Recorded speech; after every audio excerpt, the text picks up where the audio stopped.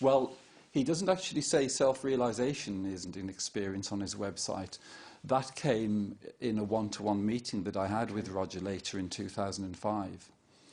And he kind of left it open because he said it isn't. He said self-realization isn't an experience, but I didn't know what it was because up to that point, everything to me had been experiential. And you thought you were moving towards enlightenment. Something would happen, then you'd be there, and that was it. Yes. Yeah. That was a big change. It was. It was. And it's interesting because the shift that takes place is that it appears as though you, an individual, is moving through time looking for something called enlightenment, and that you're finding these things and you're seeking them, and that you're finding things and things are coming in. Actually, what you see when the whole thing opens up is that that sequence was consciousness revealing itself to itself. That actually there's no personal volition there, there's no personal direction, that it's actually unfolding in a sequence that's totally perfect and totally unique to everyone. Yeah. So everyone has a different story, the way it happens for everyone is different. But what is different now is that it's becoming available in a way that has never been before. So you did some searching because this statement of Roger's kind of, one way it threw you, another way it encouraged you to look in a different direction. And you were trying to find in your own way what he meant. Yes. And that led you to listen to a tape of John Wheeler speaking. It was interesting because I only attended 2 or 3 meetings with Roger, and I went to 1 or 2 of Tony Parsons' meetings as well. Of course, yeah. And there was a kind of speeding up through the summer of 2005. There was a real speeding up. There was a feeling as though things were happening very quickly. And it got to that point, I think in about October with Roger, where I had that one-to-one meeting. And he made that statement, which was the key thing that I remember from the meeting.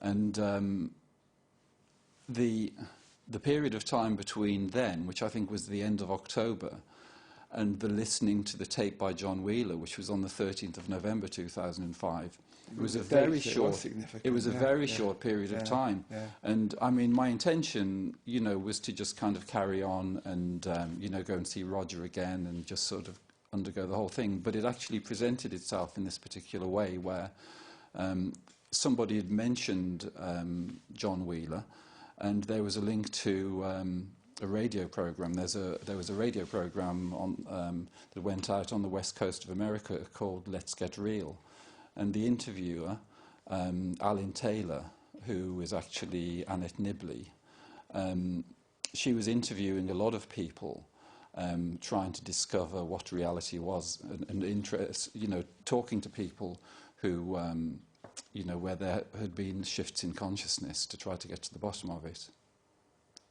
And so you heard the tape. And so I heard the tape, and it's about 40. Well, it was about 40 or 50 minutes long, and with John, he just really points directly at the nature of the self. And it is a tradition. The shift took place for John in about 2003, I think, when he went to see Sailor Bob Adamson, because John had been seeking for 30 years. Yes. And he went to see Sailor Bob Adamson, and his doubts were cleared up when he saw Sailor Bob. And Sailor Bob had spent time with Nisargadatta Maharaj in the 1970s, right, and saw clearly what Nisargadatta was pointing to. So the way John Wheeler uses non-dual pointing is in a very specific way, because it just totally clarifies what is permanent and what is temporary.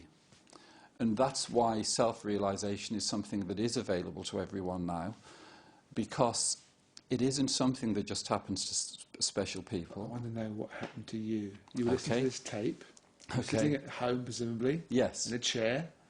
I was actually... Take us through the process. I'm fascinated by other people's process when something really important happens. Okay.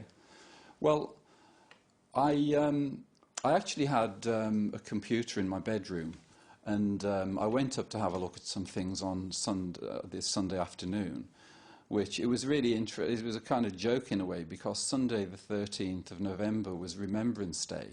So it was a kind of joke, you know, afterwards it was, you know, it was just really interesting. But the way it happened, Alan Taylor started interviewing John Wheeler, and he started describing the nature of consciousness. And as he started speaking, I actually felt really drowsy. And I'd noticed that in the past, that sometimes when really clear knowledge is coming in, for some reason, the physiology switches off. So I just lay down and I had a rest. So I rested for about an hour, because I just thought I really need to hear this. So you were lying down with the tape, or you lay down for an hour beforehand? Well, I started listening to it. I was sitting on the bed, started listening to it. And then when this kind of drowsiness came over, I thought, I've just got to listen to this in a clear state of awareness. So I thought I'll just have a little nap for a while. So I just lay down for an hour, and then I put the thing on again. Yeah. And then started listening to it. And he just goes very clearly through the nature of consciousness, a description of the nature of consciousness. He points clearly to what is permanent, to what is real, and he also describes what is temporary, and he describes the way consciousness disguises itself. And he went through this process, and after maybe 15 minutes, there was a total shift and a total seeing and knowing what he was pointing to. Right. And it was interesting, because at the end of the tape, Alan Taylor, the interviewer, had described how she'd met John a couple of weeks before to talk about the interview, and the shift had taken place for her before the interview. Oh. So what I realised afterwards is that they'd actually structured the interview to enable this process of unfoldment. So she was asking questions that allowed him to reveal what he needed to reveal. And is this still on John's website, this tape, as far as you know? I don't think it is. And I've only been in contact with John and Alan a couple of times. It's really interesting how these figures, you know, play an absolute pivotal role. Yes. But, you know, I haven't really been in contact with them very much. But it's interesting that I did send one email, because the thing that I felt was key, I'd read quite a lot of material on John's website before where he was responding to emails. And to me, there was something about the dynamics of hearing the person's voice and actually hearing the description of it.